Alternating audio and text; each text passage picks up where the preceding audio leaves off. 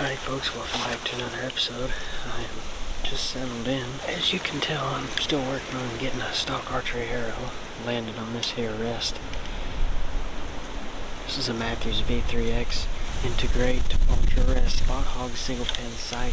Overall arrow weight total of about 515 grams. Topped off with a SEVR 2.0. I want to say a huge thank you to SEVR for sending over these broadheads for this video. I really do appreciate them very much. I've been shooting these broadheads for years. I've loved them. I loved them so much I took them to Africa with me. And then while I was there, I had a little bit of a run-in with their old social media manager. So therefore, made the decision and the choice to continue to use the broadheads because I love them and they're some of the best heads that I've ever used as far as toughness, good blood trail, so on and so forth. But I decided that I was not going to promote the company till here recently when I have made amends with the new social media manager, and I'm more than happy to help out this company, and I'm very grateful for the opportunity. So once again, huge thank you to SEVR Broadheads for sending me out the 2.0. Later in this video, I'll give you guys a breakdown, a rundown of this broadhead, but I want to give you guys the verse of the day before I gotta settle down and get quiet because this feeder's fixing to go off. It comes from Psalms chapter 32, verse 8. It says, "The Lord says, I will guide you along the best pathway for your life. I will advise you and watch over you." I think a lot of us may take that for granted, and how huge or how big of a blessing it is that the Lord guides us along the best pathway for our life and advises us and watches over us. For Him to advise you and for us to understand what He's saying, we have to spend time in prayer. That's hugely important. That is our direct communication with the Lord and the creator of this earth and each and every one of us. Spend more time in prayer, spend more time in the Word so we can hear Him more clearly and live out the lives that He wants us to live according to His will.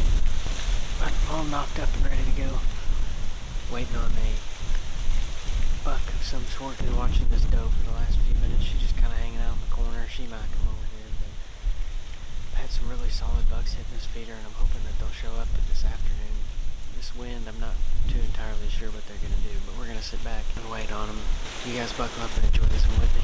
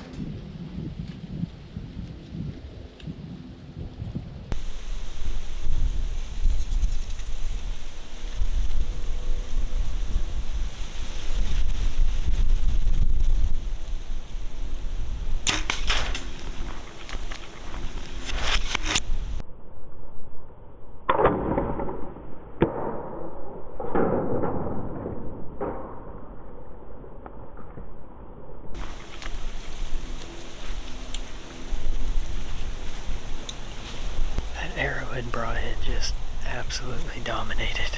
I went right through that front shoulder, quarter into me. It just like butter. It went through. I got like a little over a foot of penetration. Basically, the other side. That arrow just went to the other opposite side shoulder and stopped, and then came out as it was running away. I got another one knocked up here. Same exact setup. That's a stock archery arrow and a 2-inch SEVR. We're going to see if these pigs will come back. Maybe a deer. Who knows? But we're going to give it till dark and then we're going to bounce out and go look for our pig. It's the first time I've had daylighting pigs here in a long time. So that one felt good. The feeder hasn't even gone off yet. So maybe a couple of those that were in that group will come back once this feeder goes off. But we'll see. Whew, thank you, Lord. That's awesome. That never gets old. I tell you what.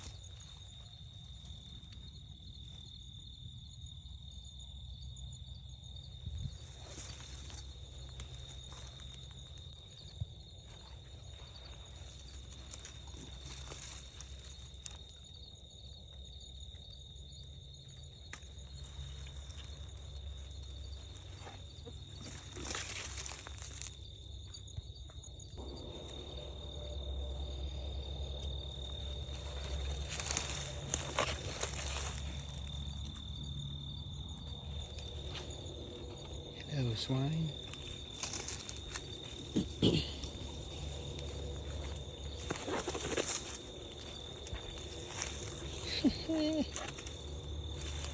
Man. Sure didn't like that any.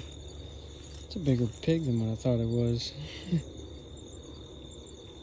Cool.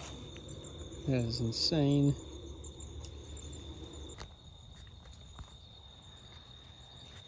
This pig ran exactly 60 yards, give or take. I say exactly, give or take a few, but as the crow flies, 60 yards, double lung. That arrow punched in there, did some damage for a 2-inch mechanical. That's what it's about. Had a great blood trail. That's what I've always loved about these SEVR heads, is they're just tough, and they have taken a beating over the years from me. I've put down some really nice boars, some over 250 pounds, and shot them right in the shoulder, or just tucked it in the armpit, punched it through the shield. I've always been impressed with this head, and I'm glad that I can actually and finally do a full review on it for you guys. A lot of you have been asking me to do this head. I also have some 1.5-inch heads that they sent me as well. So we got some 1.5 inches and some 2 inches.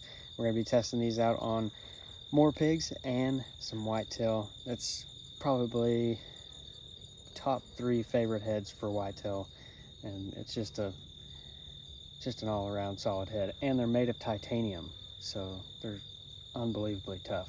I'm gonna give you guys a rundown on the blades whenever we get out of here. We're gonna flip this hog over, take one last look, maybe grab a picture or two, and then we're gonna roll out, finish this video. Surprised that hog ran anywhere at all. It was literally right through the top of the shoulder. See if we got anything out on this other side. Not looking like it, but possible right there. Either way, good hog. Got to get this one out of here. I myself have to get out of here.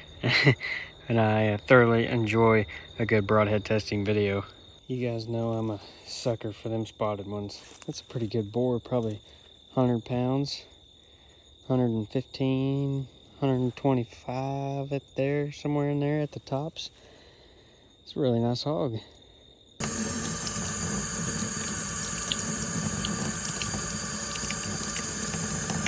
So I decided I wanted to wait until I got home to clean this thing up to really do some investigating.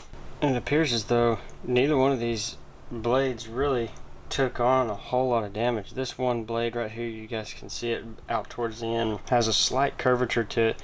That's an easy fix, whether you replace the blades or you just bend it back out straight, which I've done tons of times. Just take a pair of pliers, bend it back just a little bit, and then go ahead and give it a quick little buff, and you're ready to rock and roll again. But zero damage to the tip of this thing. These blades, of course, they lock and they rotate. I showed you that, guys, towards the beginning of the video. And the way that these blades are designed, the way this head is designed, I should say, is these pivot just like this. They go around bone, different hard things, and then once they go around that bone or whatever it may be, shoulder, then they open back up to that 2-inch cut. So it's super simple to close this thing back up. Once it is open, my camera's probably not going to focus, but right here in this area there's 2 little tabs, and once it opens they lock. All you got to do, push that tab back to the other side, and then it closes right back up. All I'd have to do is throw a band on it. If I just wanted to, these blades are still super sharp, but I'll bend the one blade back out and then I'll give it a quick little buff and band it, and it goes right back in the quiver just like that. When I have had damage to these things, it has been, I would say, 99% of the time to the blades themselves.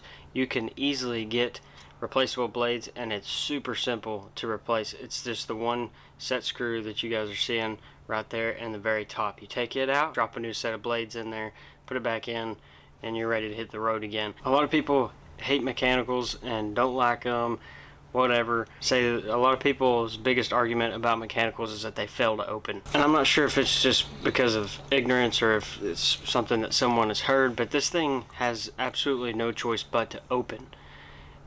Pretend my fingers are ribs. As this broadhead is passing through here, it has no choice but to open. You guys can see that. As this broadhead touches skin, these blades, just like this, begin to open. It's impossible for them not to open. The only thing I would change about this design is I would love for there to be a beveled sharp edge on the backside, because what happened to me tonight, of course, as you guys saw, is that broadhead went in and then it came back out, and as it came back out, I knew it was coming back out like this right here. Well, if this was a beveled sharp edge on the bottom side, it could be doing cutting damage on the way back out. That's all in personal preference for me. We're going to dive back into these once again in the 1.5" SEVR video, but for now this is a quick rundown of the 2.0. I ran it right off the shoulder of that probably 115, 120 pound boar tonight. Suckers are tough and they're just walking ballistics gel targets, and this thing performed flawless for me once again, as they do and have been year after year. Stock archery arrows keeping me in line as always.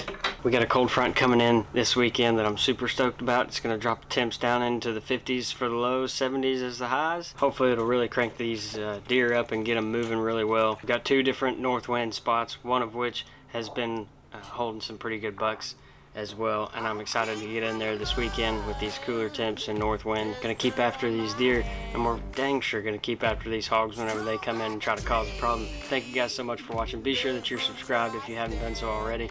Hit the notification bell so you don't miss out on anything. Leave a thumbs up if you enjoy these broadhead testing videos. As always, I know that I do. It's probably my most favorite thing to do. This is a very average arrow setup. It is a weight that a lot of people get set up and started with, and so it's really cool to run through these broadheads and figure out what performs best, seeing the results from each one of these heads. Once again, thank you guys so much for watching. I appreciate each and every one of you being here. Y'all are awesome, and I'll see you in just a few days.